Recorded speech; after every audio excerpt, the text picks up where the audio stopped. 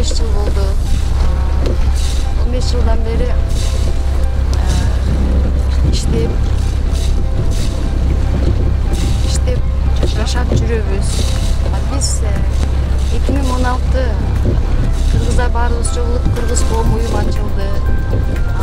Кыргыздар ар жыл 31 эгемендик күнүбүздү белгилеп жашап келдик. Анан бияктагы көп аялдар эмеде иштешет, үйдө иштешет. Бул группанын түзүлүшүнө бизде биякта көп аялдар иштешет. Ошо аялдардын 50 жаштан 60 жашка жери аялдар чогулуп элечек кийип, улуу апаларыбызды туурап, улуу апаларыбыздын кийимин кийип, мас кийүүбүз келди. Ошентип баарыбыз акылдашып, илгерки апаларыбыздын образын кылалы деп ушундай кийимдерибизди тиктирип, өзүбүздө мындай толкунданып баарыбыз тең ой пикирлерибиз бир болуп ушундай топ түзүлүп калды. Таланттууларды көп таланттуулар биздерде келишет. Бизде жакшы үнүнө карата тандап алгыбыз келет. Ошо дагы көп пландарыбыз бар.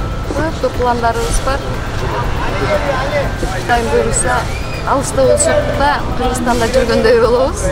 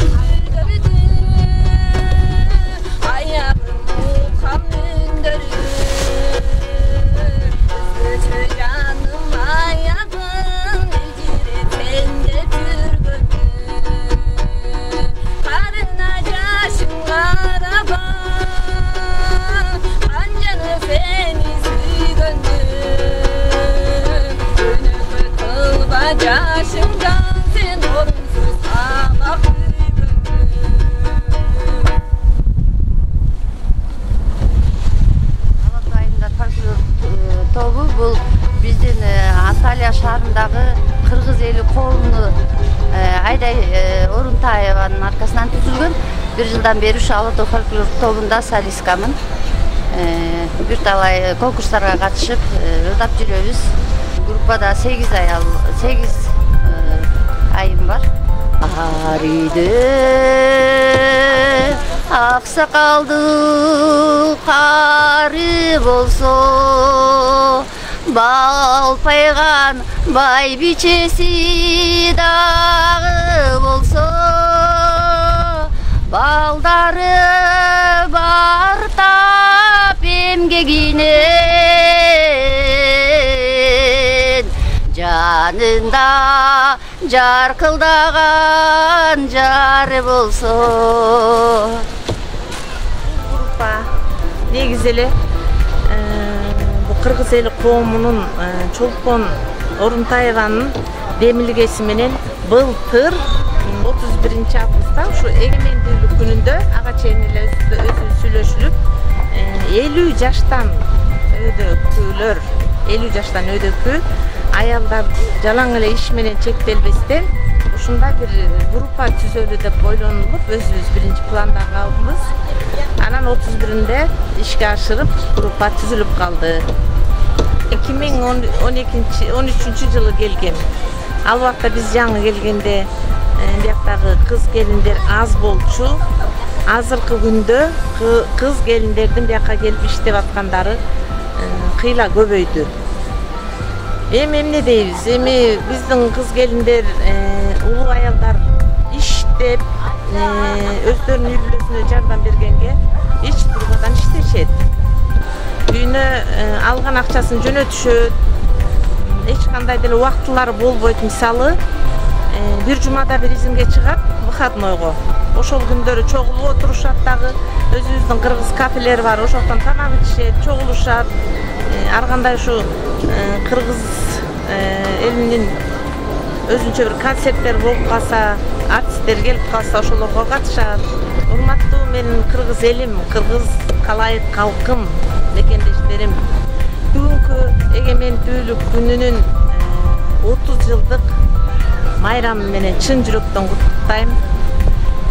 Кыргыз мамлекетибиз гүлдөгөн, өскөн мамлекет болсун, бай мамлекеттерден болсун.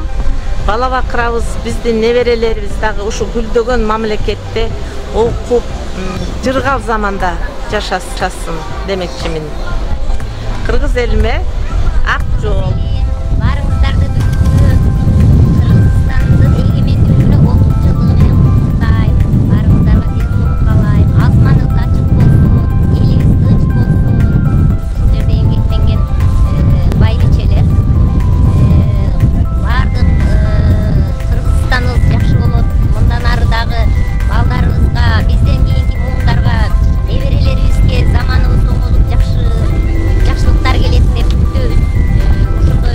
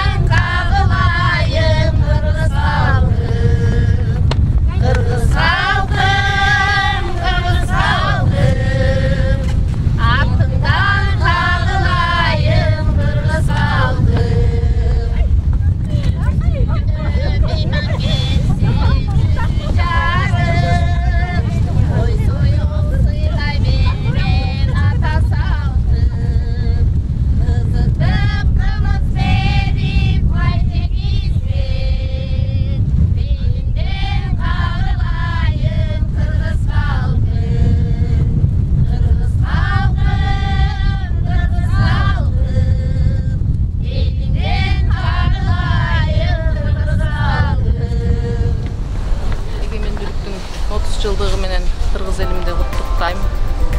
Ошо бүгүнкү майрамыбыз куттуу болсун. 1 жыл болду бул жакка келгениме. Орус'та Аксууга барып көрдадым эле. Ошол жактан үнүмдү баалашып өздөрүнө чакырышты. Бул именно Түркияда аял кишиге көбүнчө жумуштар, эркек кишиге жумуш жок болуп атат. Ошондуктан бул жакка көбүнчө аялдар келип эмгектенет. Бул жакта Анталиядагы жакшылык тойлор, кыздын жүргөн жери тойда. Ошо жакшылык тойлордо кызмат кылып, анча мынча болсо дагы биздин өзүбүздүн кыргыздарга таанылып дегендей. Анан талантың бар экен деп кыргыз эл коомунун жетекчиси чакырды мени. Ошол себептен кошулуп калдым.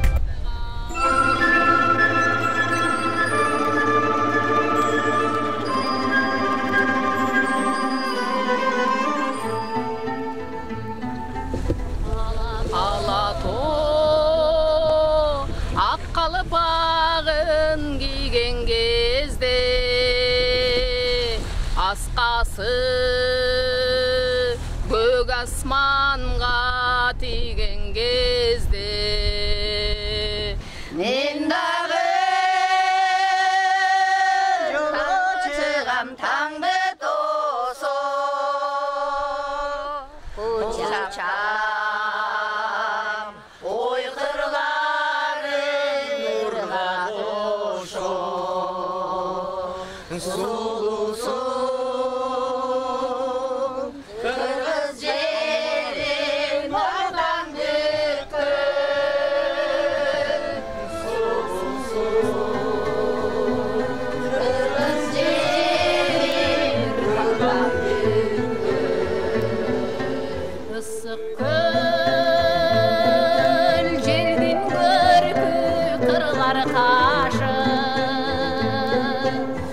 Adırlar